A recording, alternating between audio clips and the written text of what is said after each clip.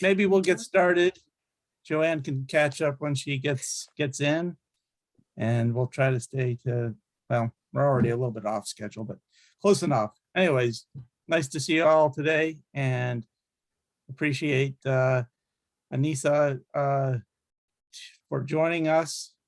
Our guest is Anisa Mendizabal. Is that correct? Mendizabal. Mendizabal. It's okay. You can say Anisa. I'll just say Anisa from the IURA, and appreciate the time and looking forward to hearing about you and the IURA. So it's all yours. Welcome. Well, first of all, thank you for inviting me today. I'm really interested in hearing from everybody here. Your questions, whatever I can answer, I'd be happy to do that. And also, I'm very interested in your opinions. So my name is Anisa Mendizabal. I am the Community Development Planner at Ithaca Urban Renewal Agency, IURA. I know that's a mouthful. We are a public authority that works very closely with the City of Ithaca. We administer the City of Ithaca's HUD entitlement funds. What are HUD entitlement funds? You can just think of it as money that comes from HUD to do good in the community. Entitlement means that we are in a group of communities that have reached a threshold of population so that we don't have to reapply for the funds every year. It's not through a competitive process that we receive them. HUD figures out based on our size, the amount of money available, how many other communities in the pool, et cetera, how much money we'll get each year. So we're still waiting, actually this year, it's coming very late. We're expecting the notice this week to see exactly how much funds we'll receive this year. But we've been working with some estimates, but I'm kind of getting ahead of myself. So we administer the HUD entitlement funds. That's a lot of the work that I do, which is creating what HUD calls an annual action plan. HUD has a lot of like these terms that are very like multi-word and kind of like super bureaucratic sounding, but it's an annual plan that we create yearly based on the amount of funds that we have, public input that we've received, needs that we've observed in the community, and so on to tell HUD how we would like to spend the funds that they're giving us. They give us two types of funding. One is called Community Development Block Grant Funding, CDBG, and one is called Home Funding. Home is for affordable housing only. CDBG can be used for 4 different types of activities, big groupings, including affordable housing, but also economic development, public facilities. Public facilities might be things like buildings that the city needs to provide, certain kinds of services, or infrastructure, or, those are the 2 main things, actually, buildings and infrastructure, sidewalks, bus stops, stuff like that. And public services. So public services in Ithaca, you might feel this way, that there's a lot of different nonprofit organizations in town that offer public services. So we tend to get a lot of applicants in that category, although that's the least amount of funding we can give out. So whatever the amount of funding we receive of CDBG funds, we can give up to 15% of that CDBG funding to public services. The rest must go to one of the other 3 categories. So already you can feel me getting kind of into the weeds about how this works. But let me tell you a little bit more about my role. So my role is to interface with different organizations throughout the community, talk with community groups such as yourselves. I've actually been, thanks to Zach, I've been to your group before in the past to elicit public comment or to find out from the group what kinds of interests and concerns they had. I did that a few years ago. I would love to do it annually. If you want me to come, I would be more than happy to do that. So I talk to members of the public, I talk to organizations, I go to community events and community meetings to just try to find out like what's going on. So for example, I attend the Continuum of Care's Homeless and Housing Task Force.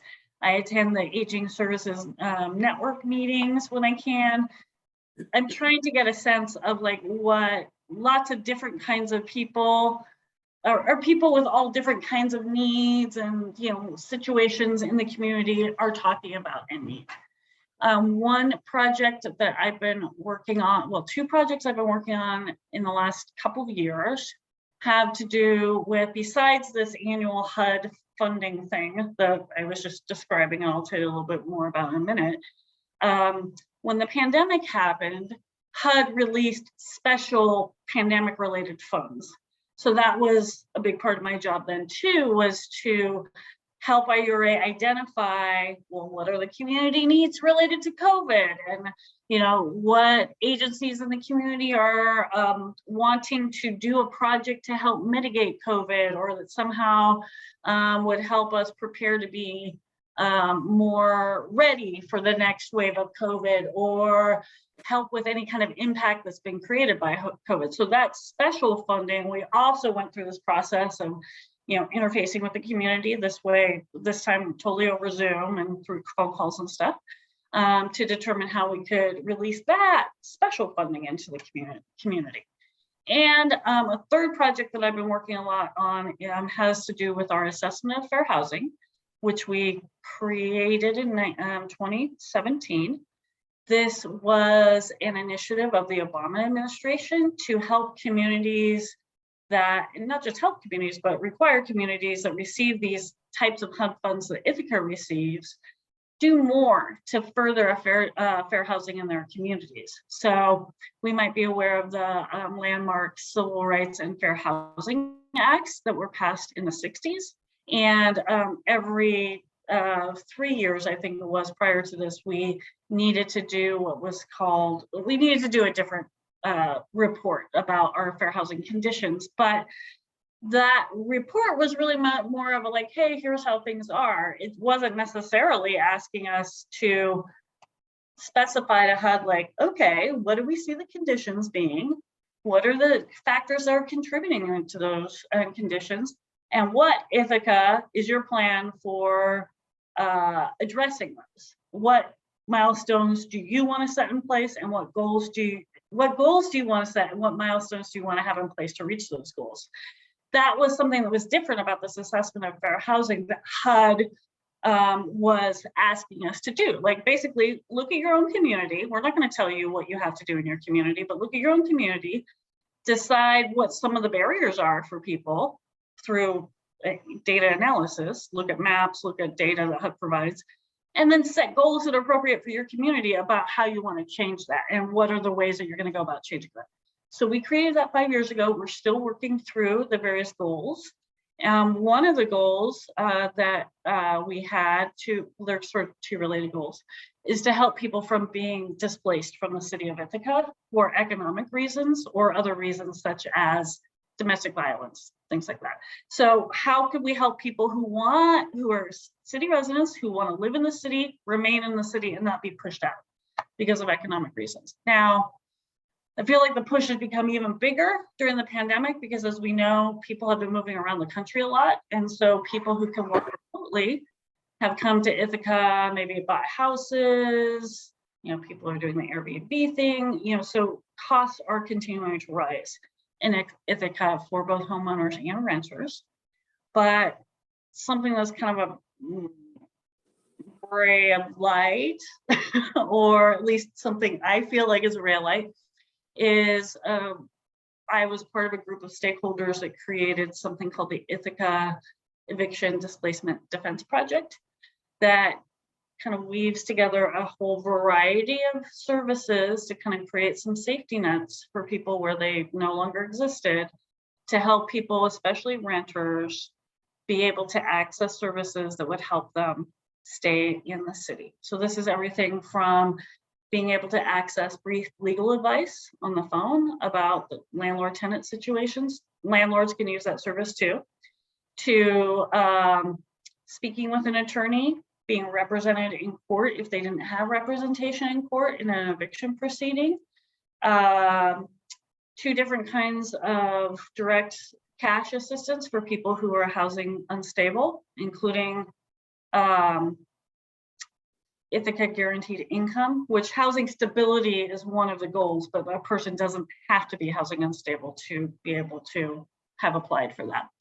So full range of services, including monitoring court proceedings to see how it's going for people who are going through those evictions, because what we found through a community members analysis of court data in 2018 was that women of color, primarily Black women, and women who had children were the primary people that were disproportionate amount of those who were being taken to court for non-payment of rent.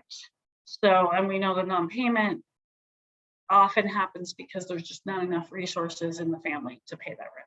So these are all, you know, different ways to try to help that group of people, the women of color that I just talked about, and other people who might be facing housing precarity for economic and other reasons. So that's been a project that I've been working on for the last couple of years as well. So back to the action plan, that thing that we do every year that kind of helps distribute this HUD funding that we get every year to different needs in the community. How much money do we get every year, you might wonder?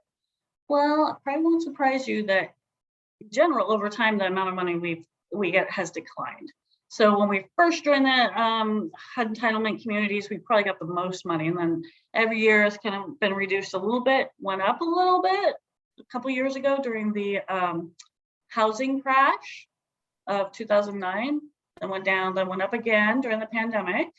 So this year we're expecting, just based on last year, so I shouldn't say expecting, anticipating, estimating that we'll receive about $680,000 in community development block grant funding. That's the funding that can go to those 4 different kinds of activities, and about $330,000 in home funding for affordable housing. So all told, it's less than $1 million. But I have to say that since we became an entitlement community in 2004, we've really, when I say we, I don't just mean IURA, I mean the community has really found ways to leverage that funding, to use it to pair it with other types of funding to kind of extend it as far as it can go. So we usually fund parts of other projects. And one of the criteria that the reviewers look at when they're looking at the applications to this funding is like, is this agency or organization or group bringing with this proposal, do they have some matching funds from other places? Because matching funds can show that there's already support for this project. This project will be more viable because of those matching funds. So that's one of the criteria that the reviewers look at when they look at applications. But anybody in the community can apply. You don't have to be a nonprofit, but you do have to have a plan for a project, and you do have to have a very good sense of what the need is, what your capacity to meet that need is, how you would use the money. You have to ensure that you would use the money in compliant ways, because let's remember, this is HUD funding we're talking about. It's federal funding, so it's not the case as in some funders who are local, which is great, you know, here's some funding, we believe in you, go ahead and try your project. We're not going to expect, you know, a ton of reporting from you. You know, we're going to see how it goes. If you're applying for HUD funding, there is a lot of justification, paperwork, documentation you're going to need to do to receive that funding. And that's because it's taxpayer dollars. And the federal government, no matter what administration is in place, wants to make sure that the funds are being used for the purpose that they said they would be. And kind of not just for that purpose, but that they're reaching the goals of number of people that they said that the money would reach, in the ways that the project applicant said it would, you know, do the activity, in the ways that HUD says or is okay to do the activity and all that. So my point is, for an organization to receive this action planning funding or HUD entitlement funding, I kind of use those interchangeably, they kind of have to be, it's kind of a steep learning curve. It's not the easiest thing to do to get this funding. And then the first year that that organization has this funding, then usually it's a learning curve there too. Like, oh, we got to learn how to do this reporting and those folks might have questions to ask us, and we're happy to answer them. And when organizations apply for funding and don't get it, of course, I understand how that could be disappointing, but what I always try to tell people is, hey, you learned a lot through this application process. Don't let it stop you from applying again. Use that learning to craft a proposal next time that you think might be more viable. So I've been talking a lot. HUD stuff is not the most interesting stuff to talk about, or I won't say it's not the most interesting stuff to talk about. Not always the most interesting stuff to hear about, but let me pause and see what questions you might have. And actually, I apologize because I meant to go around first and let us all introduce ourselves. So let's take some questions first, and then if they're after that, we can do some introductions. So I'm just curious how involved you are with the public housing. For example, on Hancock Street, I know that, that's HUD housing and all the people have moved out. And I'm not sure what the plan is for that public housing and if you have any connection with that. Do you mean the North Side apartments? Yes. Okay. Great question. So we have provided some funding. That's a multi-billion-dollar project that they're doing over there.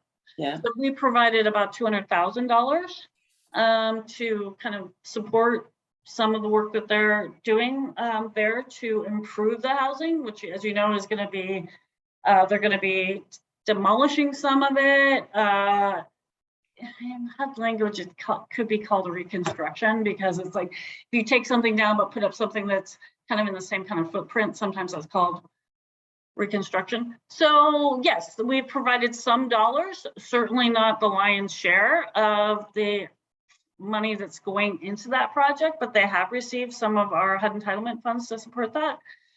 Ithaca Housing Authority is a housing authority, and they also report to HUD, but a different kind of department within HUD. So they have their own giant set of regulations and things that they need to do too. They're actually converting from being a public housing organization to doing this other type of, what do I want to call it? HUD calls it RAD, rental something demonstration project. So they're going to be moving from a model where they're a public housing, they'll still be a public housing authority, but where that housing, instead of being considered public housing, is managed like a nonprofit, sort of like how INHS does it, so that they won't be as reliant on this dwindling funding stream that they have from HUD. Long answer that I was just giving you. I would say we are aware of that project. We have some funds in that project that they haven't accessed yet because they are not ready to do construction yet. And we do know about it. Is there a follow-up question to that, or does that answer it? Yeah, it sort of answered my question. The only thing I was thinking is that, they kept saying how there wasn't enough housing for people, but somehow they were able to find housing for all of these people when they were displaced, right? So who's going to move into the new housing once that housing is built? Well, that's a great question. First of all, when you're working on a project with HUD dollars in it, like that project, and they need to do substantial rehab, or like INHS had a substantial rehab project a few years ago that we supported as well, or that one, by federal regulation, those people need to be relocated, and that's IHA's job to do that. So they need to find relocation for them. And then the same folks who moved out are the ones who get first choice. And I mean, they can move back. The idea is this housing is being reconstructed for the people, for the better conditions for the people who are qualified to live there.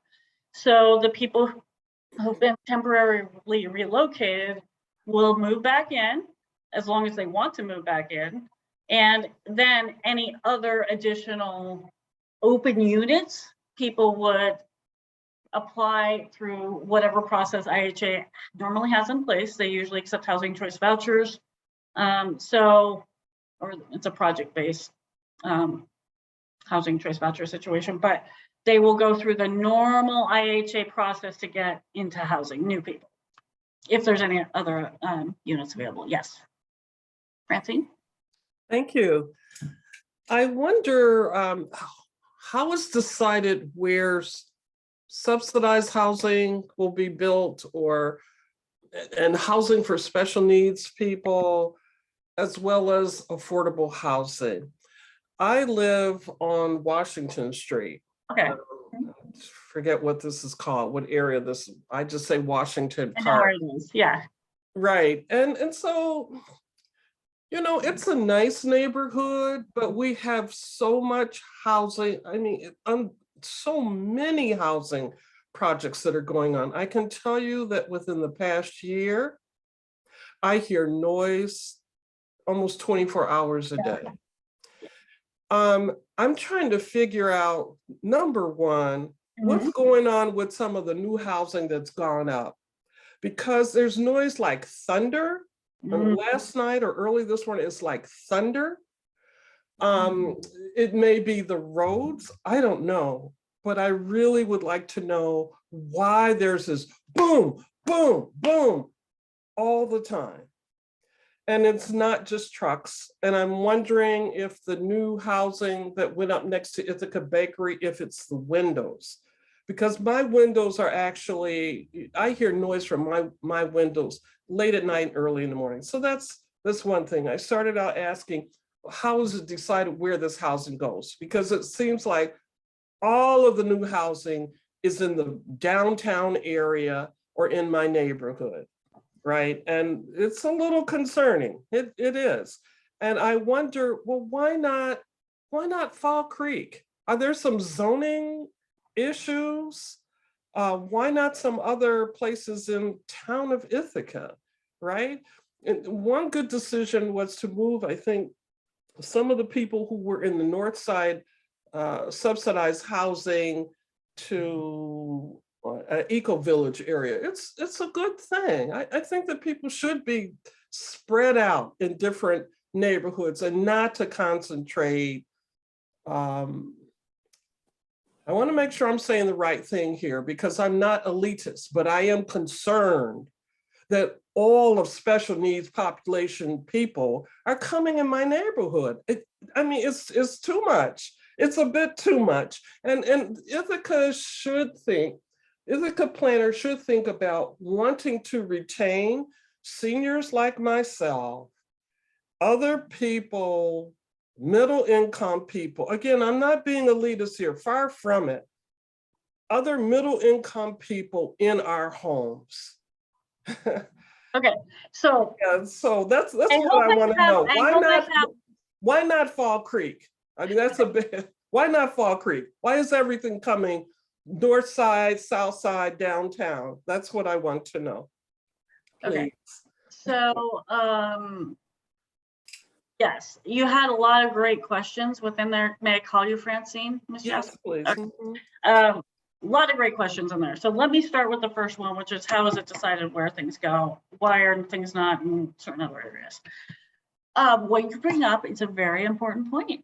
And one of the things that the assessment of fair housing looked at is are there concentrations of poverty in certain areas of, how it calls it concentrations of poverty. So that, exactly. Like you said, you don't want to see everybody who has an economic need to be shunted to one neighborhood, right? Because for various reasons.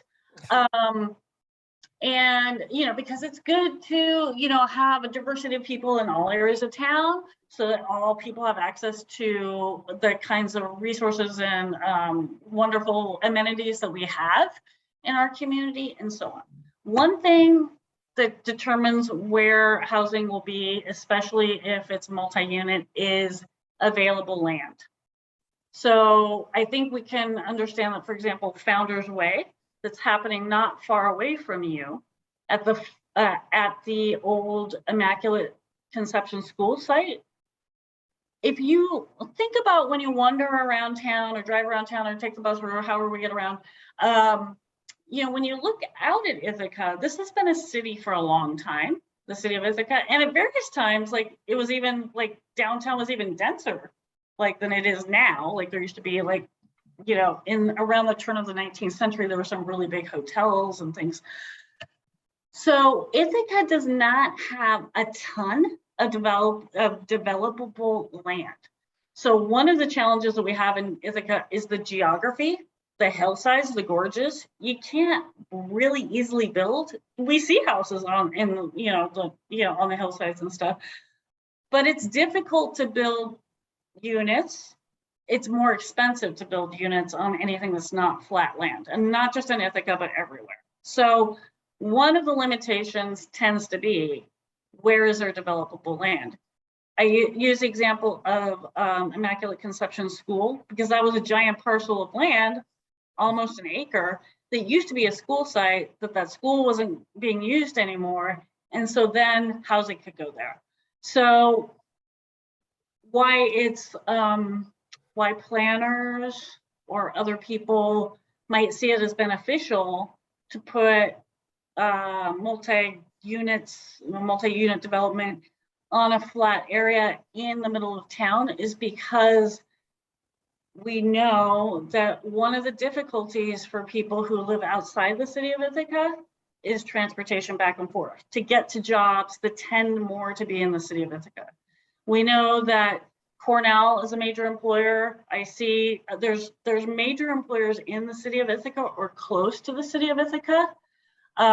So it's an employment center for multiple counties around us, but the cost of housing inside of Ithaca that's closest to the jobs is really high. So you have this mismatch, this employment, transportation mismatch, because there's not necessarily enough affordable housing for people in Ithaca. This is also that transportation mismatch it's something that plagues cities everywhere. It's not just Ithaca, but you tend to see more transportation, public transportation connectivity in areas that are denser or more populated, because transit agencies find that it's more efficient to move high numbers of people around than kind of smaller populations, you know, kind of in and out of the city.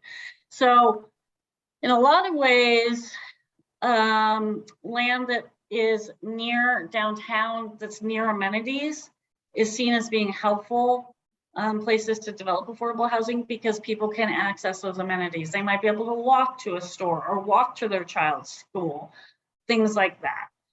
However, a lot of it has to do with the scarcity of land. But you bring up a point that no neighborhood is not necessarily good practice to have one neighborhood bear the brunt, like where all the development happens, right? For reasons that we understand. I think that that's something that I can't speak to for everyone, but I do believe that that's something that the planning department and the planning board and others who give approval to projects do consider. But we are also kind of constricted by the fact that there's not a lot of developable land in all neighborhoods, nor are there necessarily like agencies or, for example, Northside or INHS might not be able to acquire land all over in which to put housing. There's a lot of complication, but you bring up something that others have brought up, which is like, I don't want to see a concentration of housing just in one area of town. As far as Fall Creek, 210 Hancock is in Fall Creek. That was another multi-unit development. Art House, I always say house, is in the kind of West Hill neighborhood. It's still the flats, but it's West Hill neighborhood. What was the other one I was just thinking of as an example? Oh, the Green Garage is going to have, Green Street Garage is going to have many floors of affordable housing on top of that. So that's downtown on the Commons. Mm-hmm. But you're right, the Lakeview project across from Ithaca Bakery is happening. The Immaculate Conception project, and that pounding that you might hear could possibly be that they have to, kind of dig deep into the earth for the elevator shafts. That tends to be some pounding. I don't think that you're going to be encountering it like throughout the duration of the building of that project, but it is something that I know people hear. I know that when the Library Place project, the one that's been kind of stalled, that's not affordable housing, that's housing for Right, right, but that I know people that live 40,000. near there heard the pounding, and you do hear the pounding because those elevator shafts have to be Okay. and the pylons to support the buildings. And one thing that's another thing that I didn't even touch upon that is difficult for building in our area are the soils. They have to do a soil analysis, and some of the soils, because we have all this lake sediment, Yeah. are not can't bear the weight of a development. So that's part of like why you can't have like gigantic like, not that people necessarily want that, but you can't have buildings above a certain height in certain areas because of zoning, yes, sometimes, but also because the soil structure won't bear it. And you're touching on exactly where I'm going. I'm wondering who's providing oversight on this building, because we're concerned about this new flood risk. Flood, being in a hazard zone for flooding. I mean, frankly, buying hazard flood insurance is prohibitive. It is. It's a big For concern. even middle income people. Oh, for And sure. so I'd like, I hope everyone who's in planning is thinking about what can we do to address this issue, particularly because there is all this building going on. I'm telling you, my house, my old well-built house is shaking every single day. In the middle of the night, early in the morning, I'm hearing boom, boom. I keep thinking, get up, get a camera, and go outside to Route 13 and try to do a survey for myself, figure out what's going on. All right, but beside that, to avoid any future problems that may be coming, the ground, something's going on in the ground and in the environment here. And it has a lot to do with the construction. That much I know. And it may be the road that's in front of, that's on Route 13 near my house. I'm sorry, I don't mean to sound strident with you because I really appreciate, Oh, of course, yeah. I appreciate the development. I appreciate being able to attract both the college population, bringing college kids downtown. And I know those rents are going to be up there. You're looking at, for Library Place, about $3,000 and up for 1 bedroom and so forth. That's fine. That's fine. It's good to have this diversity. But I am saying again, as a longtime resident, as a woman of color, I'm happy to see the diversity. And it's usually my white neighbors who are complaining about safety. I don't worry about it, but I will tell you, I believe that oftentimes it's people with some who are challenged. And I'm not laughing at it because I think it's important to accommodate all kinds of people. But people's packages go missing off of their porches.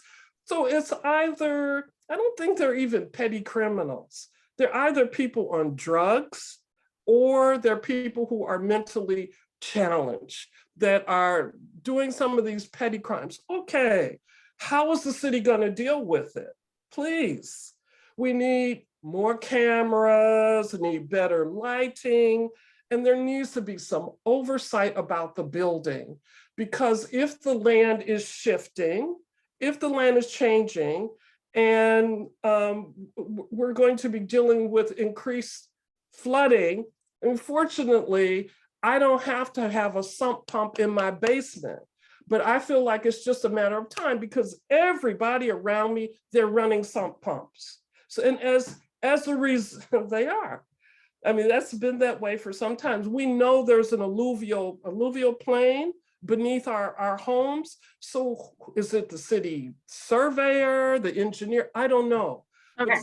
Somebody should be monitoring this very closely. It is unfair to me as a longtime resident, as a good, very engaged person, to have to pay $4,000 upward in addition to my home insurance for flood insurance because of what's happening in the neighborhood with all of the development. Please carry this message Let back. me jump in and try to, again, you brought up a lot of really important points. So let me see if I can help address them.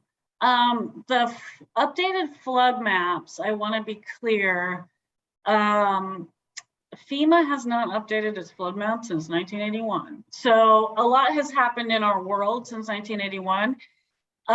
Though development can affect where water goes, when water is coming down, like from storm water, and we're looking at floodplains, part of what is affecting a lot, driving a lot of the changes, not just in Ithaca, but to flood maps everywhere that they're redoing them, is the changing weather patterns that we're seeing, climate change, that storms are of greater duration in certain areas. In the Northeast, storms are of greater duration. They drop more water than they used to. So places that used to not get flooded now sometimes do, not because the elevation of the land has changed, but because creeks, lakes, waterways, and where there's standing water, if there's a lot of water in a short duration, the ground doesn't seep it up right away. The ground will seep it up, right?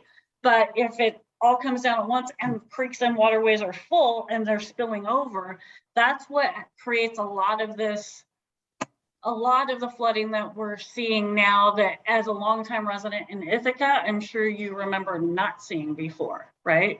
So this is when you hear about like coastal cities, they're very worried about their flood risk, like people who are, were not considered close to the ocean or the river or whatever, are now experiencing a lot more flooding too. So this has to do with changes that we've seen in the environment, mainly climate change is driving a lot of that.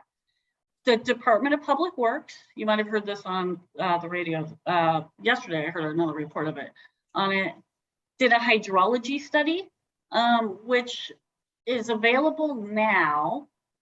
I think they've had the results, but the Department of Public Works has been anticipating, like, we need to do something to mitigate the danger of flooding, because as you've mentioned, the flat part of Ithaca, the downtown of Ithaca, is really prone to flooding. There's creeks that run through here.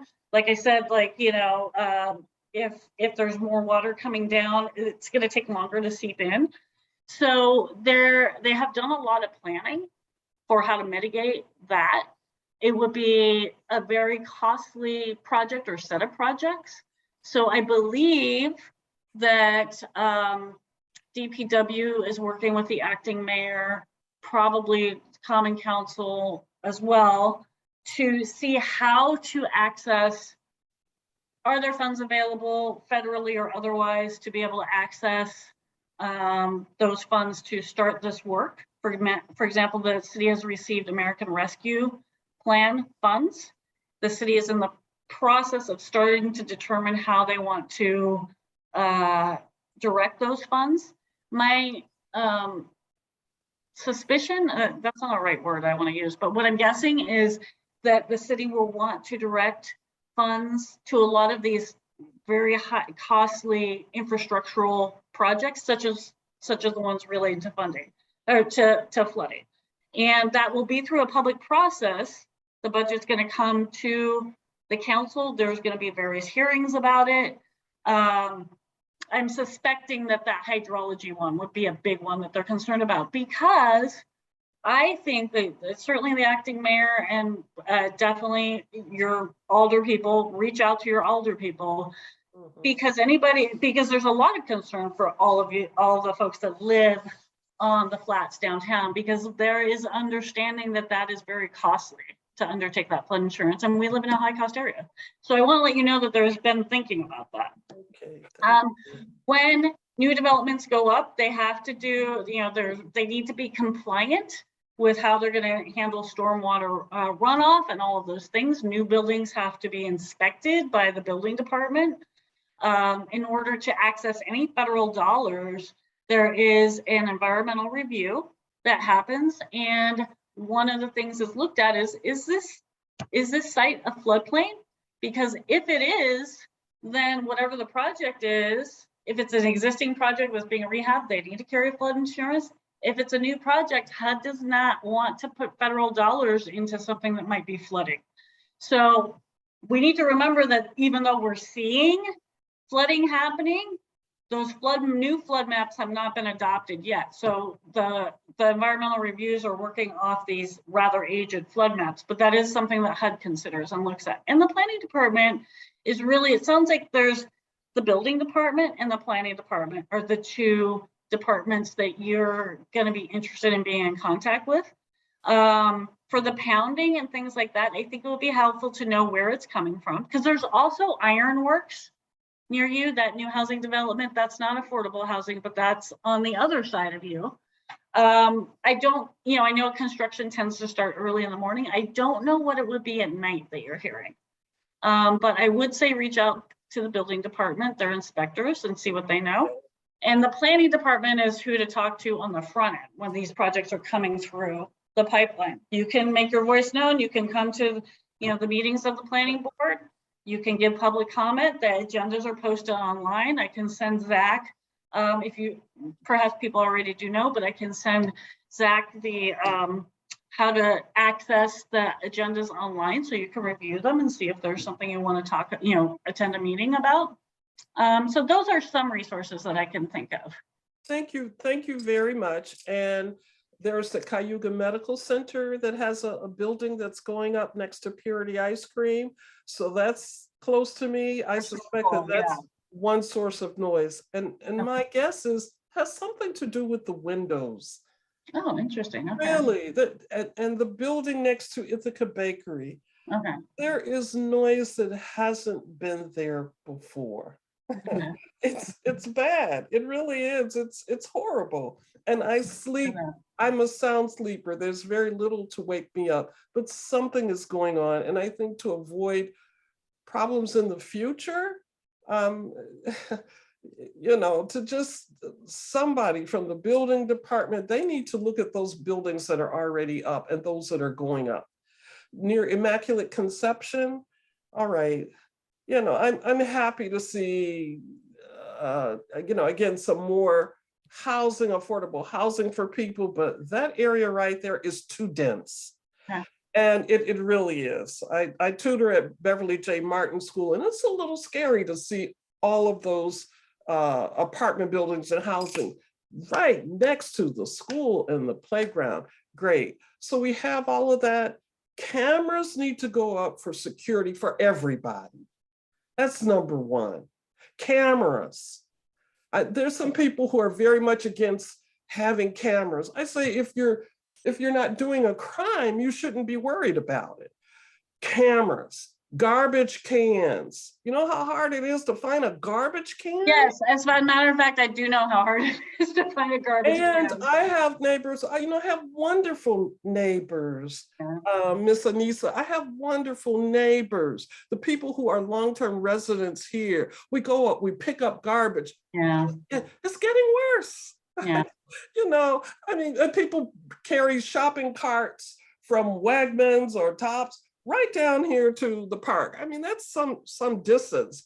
Maybe there's a more creative solution for people who are going to be living in apartment buildings. Maybe people can rent, or they can borrow a little shopping cart to take to the store to help them. But we love our neighborhood. Mm-hmm. All right. We need more trash cans, please. What is it for the garbage people to pick up from an extra garbage bin? If there aren't trash cans, some people are going to litter anyway. But at least if there's a trash can, people know where they can dump their trash.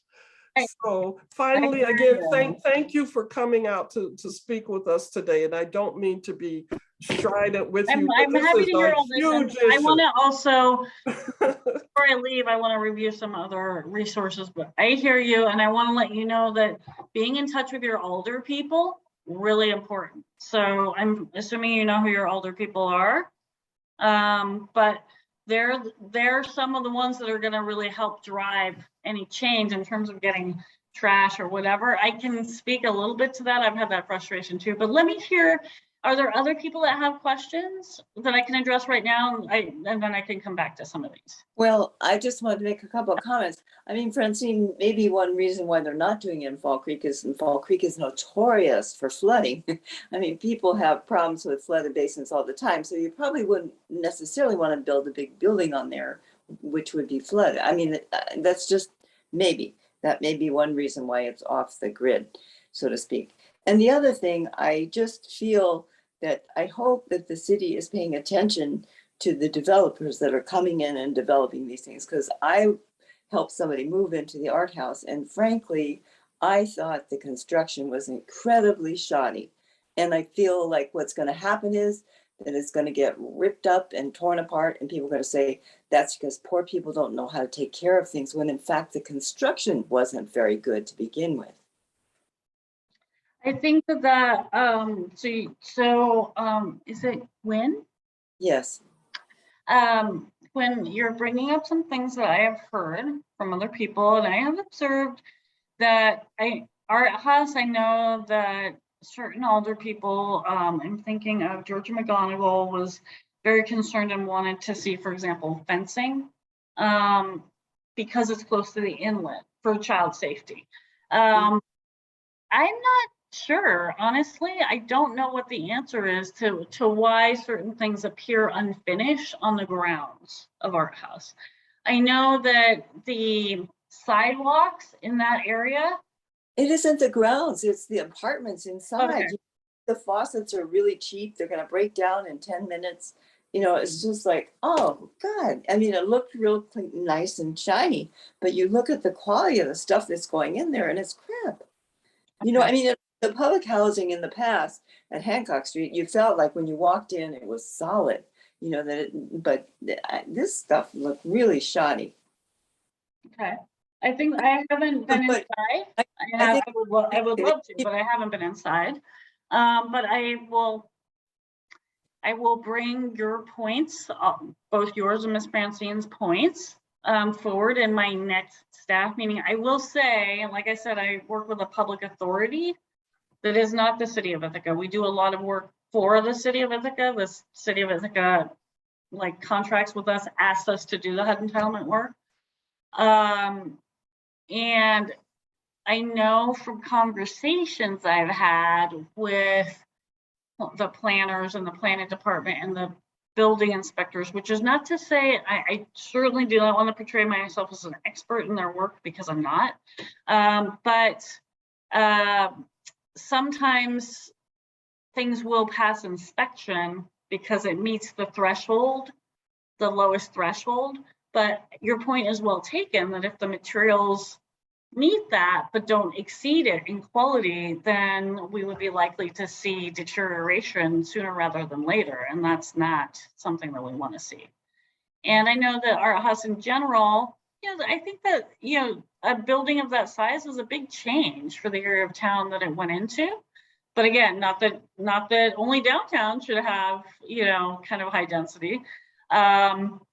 And I think that there's been a rocky start for many reasons there. But what I think, this is me speaking, and I think a lot of community members feel this, despite whatever rockiness has happened or whatever deficiencies are there now, I personally would rather see that be a success and for things to be corrected than not. So I think you're bringing up your point in that spirit. So we have to be cognizant of the kinds of materials that have been brought up that are here, because we don't want people that are living here to be blamed for poor quality of construction products. That's what I think you're saying, right? So I will bring that forward in discussions that I to see if there's any response in terms of what can be done about that. Thank you. And please ask someone to check the windows on those places going up. There's When you something say going I- on. I think it would be helpful. If you don't mind, Sorry? Francine, I'm not sure what you mean by the windows. You can hear this noise. I can hear it in my house. So the new apartment building that's gone up next to Ithaca Bakery, Yeah. Lakeview. there's something.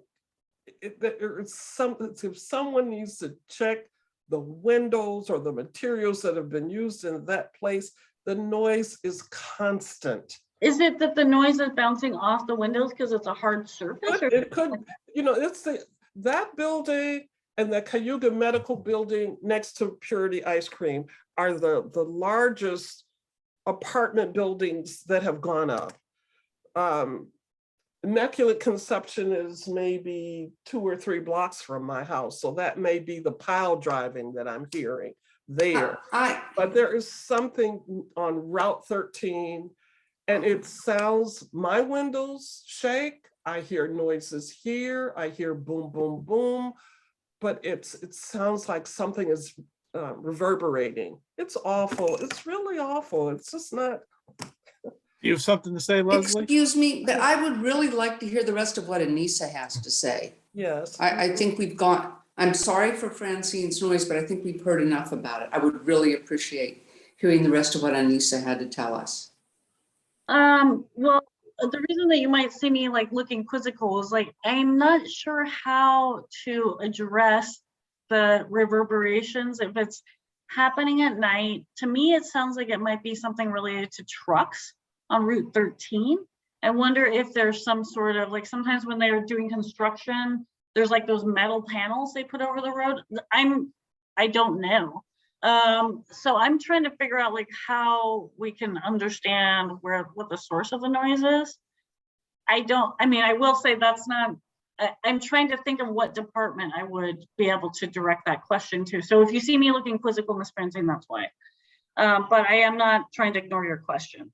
I do think that whenever there's a hard surface, sounds bounce off. When I've lived in an apartment that, on a busy street where there wasn't a lot of vegetation in front of the apartment, and being on an upper floor, I could hear the sounds bouncing off. So I'm thinking that when things are constructed, I could see how the sounds are not being absorbed if it's a hard surface. That could be why. However, I don't know what a fix is for that, because of the kinds of building materials that there are, So, but really, I don't have more to my presentation. I'm just basically here for questions, and I'd love to hear a little bit more from other people that are here about like perhaps how long you've lived in Ithaca, if you do live in Ithaca. I do want to say also to the question of like, can affordable housing be placed in the town and in other municipalities? Yes, it can be, but in the city of, only the city of Ithaca can handle the city of Ithaca stuff. The town handles what happens in their jurisdiction. The other towns handle what happens in their jurisdictions. Other communities don't necessarily have the same amount of resources. Although I know INHS works in other communities besides Ithaca now. But to build anything, housing, especially affordable housing, requires a lot of money, deep subsidies. So a lot of other communities don't have access to HUD entitlement funds. Only Ithaca does in our area. Elmira does, but the town does not. They have to apply to the state. They have to go through a competitive process to access any HUD funds. So that could be a difference why you're not seeing housing happen in those places. And also it could be that constituents in those places let their policymakers know how they do or don't feel about affordable housing. I think that, we can't underestimate that, there are a lot of people who don't support it. And I'm not trying to say that that's the only reason. I just mean that being part of the participatory process and giving public comment does tend to sway policymakers. That's why I'm encouraging you to, if there are certain issues that you want to know about, to check the agendas of Common Council, of the, you know, planning board and so on. Because if there are projects coming up that you want to speak out against or speak in support of, going to those meetings would be the way to do that. And Jack, I wonder if you can talk a little bit about IURA support of us in the past. I think you guys helped with their redevelopment of our home building. I think HEPT comes through you, and I'm wondering, in the future, is the gym on deck? Yes. Are you helping? What's Yeah, going on? those are all great questions. So I will say that also when we support a project, it's because somebody has applied to us. So somebody made an application, in this case, GIAC Inc. Made an application for the gym, and IRA is designating money to the gym, about 175K, if I'm not mistaken. So what I'm working on right now is the environmental review for the gym. So that's a first step that happens before construction can start. I have started that process. In a project that's as big as a gym, it's a much more complicated process than it is to do something like believe it or not, even HETP has to have an environmental review. They qualify as exempt, but it's still paperwork that needs to be filed, because there's no physical alteration to the environment with HETP. But any money, any dollars that go anywhere have to be accounted for. What is the effect that money is going to have on a project that may have an effect on the environment? So we have to do that. IURA HUD entitlement funding did support the GIAC, the wonderful building that we see now as GIAC. That was before I got here. And HETP applies each year for support. HETP is a hospitality employment training program, very successful program that GIAC Inc. has been implementing for the past several years. And they were awarded funds in this year's action plan as well. And if anybody wants to comment on that, the comment period for the 2022 action plan of how HUD funding is going to be used is available on our website. There will be a hearing next Wednesday at Planning and Economic Development Committee, public hearing. You can submit written or public comment, and I can forward to Zach kind of like not instructions, but information on how to do that. I'll share. Yeah, Leslie. I have a question. Yes. When you give these funds, or when they're distributed, is maintenance of facilities a factor in the decision whether something should be given? Because I have seen all over things that look fantastic to start, and then they just don't get maintained and they start falling apart. And this is true at Cornell. This is true in the city. So That's a good question. do you have to have funds available to maintain, what do you do about that?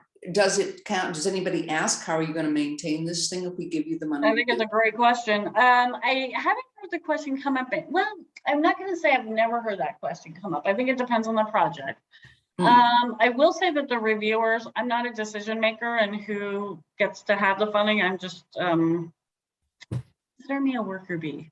That when something is going to be funded, I do the blah paperwork. So IURA has a board appointed by the acting mayor, and the board has committees. The Neighborhood Investment Committee is the committee that I staff. These are incredibly knowledgeable people who, most of whom have lived in Ithaca a long time, some of whom have served on Common Council in the past, who kind of are the first level reviewers of the applications that we get, and then the board reviews them, and then they kind of get together and make the recommendations. They look at a number of criteria. One is capacity to carry off the project. That's where the maintenance issue might come off. It's like, well, can they build this thing in the first place? And once they have it, are they going to be able to sustain it and maintain it?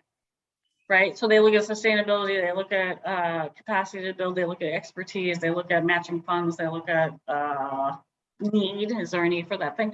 But I think you bring up another good point in that, for example, it's a little known fact about HUD funds is these funds cannot be used by the city of Ithaca or any city to do things that the city itself is responsible for doing, for the general administration of government. So a common example that HUD uses is, say you have a crumbling city hall in your city. I don't know if you've ever been in City Hall where my office is, but some might think it's crumbling.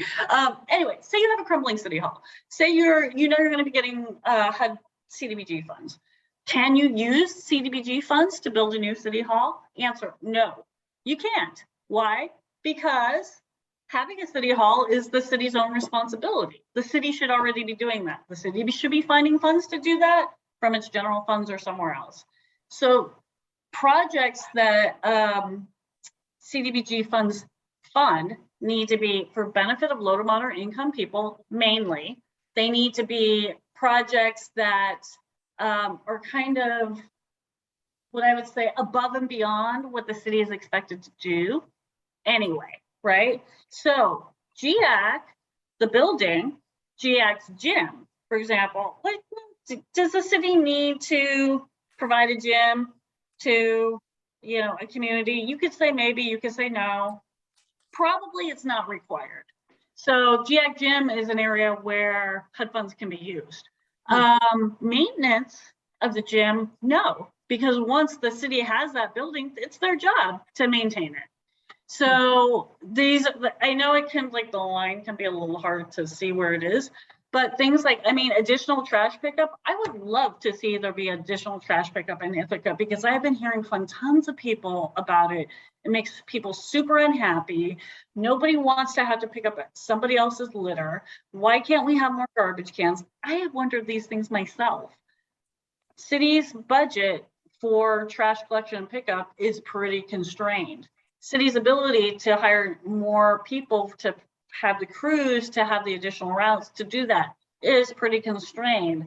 City has also found that when there are additional trash cans around in the environment, people tend to put their household trash there because they don't want to pay for trash tax, which is, all of these things just make my head explode and make me really upset. That's the environment we're in for the trash situation. I do think that there might be some out of the box ideas out there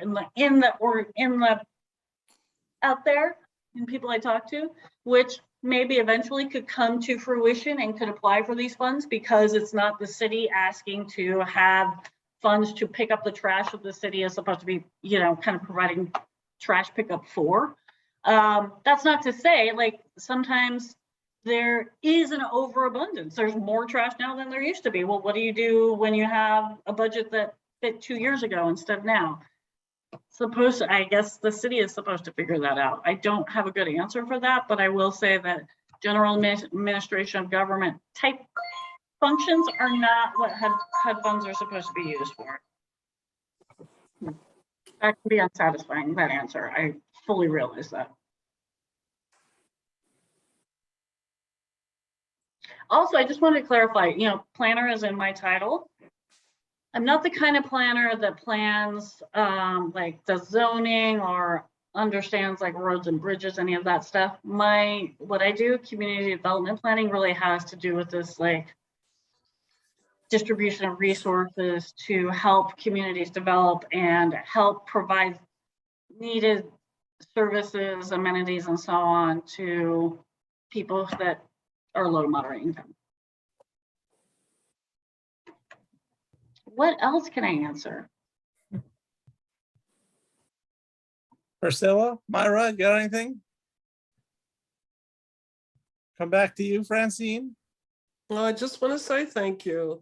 Oh, thank you. I appreciate your comments. I Yes. will also be sending, so Zach, I'm going to send people how to comment on the action plan, how to find agendas on the city's website for Thank you. meetings you might be interested in, the numbers of the planning department and the building department, and other things that I can think of that might be of interest. I will, somebody asked me, Oh, I will circle back on the materials issue in Art House. Because I know that I'm trying to remember if we gave money to that project. That is definitely something I should know, and I'm not recalling off the top of my head. But I know that Vicino is going to be developing at the Green Garage, so that's there's been thoughts moving ahead, like, well, what is Vicino going to do in their next development? So that might be something we want to put on the radar. So those are my takeaways. I'll provide my contact information. If Maybe you want to come back periodically, like we're here. actually, you know, what'd be great is next year I would love to come and do consultation for the action plan, hear from people what they feel the needs are in the city of Ithaca, because we have people who are very knowledgeable here and who have a lot of experience to share. Can we go around real quickly and just say, like, maybe our first name, how we got connected with GIAC, and how long we've lived in the city of Ithaca? I'll start. My name's Anisa. I don't live in the city of Ithaca. Very expensive to live here. I've worked at IURA for 5 years, and I got connected to GIAC through the work that I do at IURA. I'm going to throw it to Myra. Do you feel like saying how long you've lived in the city and how you got connected to GIAC? Well, I grew up in Ithaca on East Hill. Excellent. The only time I went downtown Ithaca was to go to Rothschild's department store, Holly's, our First Baptist Church. Okay.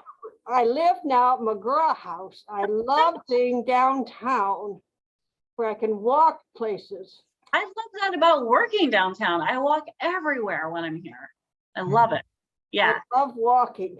I really do. It's so good for our health. And that's part of the reason that we want affordable housing in downtown Ithaca, so people can walk around, because it's great for our health too. So thank you, Myra. How about Priscilla? I grew up on South Hill and now live in the town of Ithaca. I came back to Ithaca about 25 years ago to work at Cornell and Where did you move away to? Boston. Okay, and I forgot to ask how you both got connected with the GIAC seniors. I got connected through Leslie. She told me about it. Great. How about you, Myra? Well, I read the newsletter they bring every Zach sends, and I choose what I want to go to. I have been with GIAC about, I guess, almost 15 years. I'm not sure. Great. Good job Myra, on that newsletter, Zach. Myra predates me. I inherited her from the previous coordinator, so she's an old timer. Okay, what about Leslie? I joined GIAC in 2016 when I retired from Cornell. Mhm. I lived down in Fall Creek from 2002 to 2010, and now I live up in the town of Ithaca. Oh. But I like to come to all these meetings with the Ithaca city, because everything you do down there affects everybody else every time we go down, whether it's to the library or try to get around town and fight sidewalks closed. Yeah, I know that. And I joined because of Jerry and Martha Cornwall, Okay, who pushed it so the minute I retired, I joined GIAC. nice. Also, your planning board in the town meets twice a month. So I know, they're fantastic. Yeah, so And I loved going down to see the town of Ithaca people because they are so wonderful and responsive. wow. As are you. I will select that to my colleagues in the town if I have the chance. I tell them every time I see them. Well, aren't you? Oh, that just. And I go to anyway, everything they anytime have that that's anybody open. gives a compliment is so meaningful. So that's very nice of you. Lynn, how about you? I've lived in Ithaca about 20 years. I started out in Fall Creek and I now live on Geneva Street. And I joined GIAC because it's my next door neighbor. Oh, You know, great. Awesome. Street. It's a lot of word of mouth around here. I've just been going by row. So now we're back to you, Miss Francine. You're a longtime Ithacan. I think there's someone here named Moto G. Who is Moto G see. Power? But let's hear from you first before we move on. Okay. How many years have you lived here? and Oh how have you gosh, been I guess connected with it's, I guess it's been 30 years. Okay. I've lived all over. I lived in Northeast and South Hill, and then I finally moved downtown Mhm. to buy a house. Mhm. So I know GIAC through my children. Oh, nice. And when I lived in the Northeast area, they would always find a way to come downtown. And so I thought, finally, well, let me just buy a home downtown. And I love it because it's accessible to everything. I worked at Cornell for about 30 years and just retired almost 2 years ago. So. Congratulations on your retirement. Right. Well, even working in downtown Ithaca is a joy to me. I get to walk to GIAC and places I want to go. So, who is Moto G Power? Would love to see or hear from you. I'm not sure they'll be able to say anything. I don't see a microphone. Are you there, Moto G? Well, I'm glad Moto G joined for the conversation. Yes, I do just want to add quickly again, because I have lived all over in many different communities Sure. in Ithaca. Downtown is a very special area. Mhm. But people who live outside of the downtown area oftentimes don't realize what a treasure it is, and that there are long-term residents who care a great deal. And I'm not talking about Fall Creek. Fall Creek has a very special kind of, characteristic, but we also have these other pockets of neighborhoods in downtown Ithaca where people care a great deal. This is my concern, all right? Because there is this idea that most people who live in the downtown area, it's, impoverished and that sort of thing. And it's wonderful that it's mixed. Yeah. But everybody needs to keep in mind that we do care about our neighborhood. People throw trash. Yeah. I've worked with people who are upset, who live outside of Ithaca, that you have to slow down when you come past Beverly J. Martin. Yeah. There is too much development around GIAC and BJM.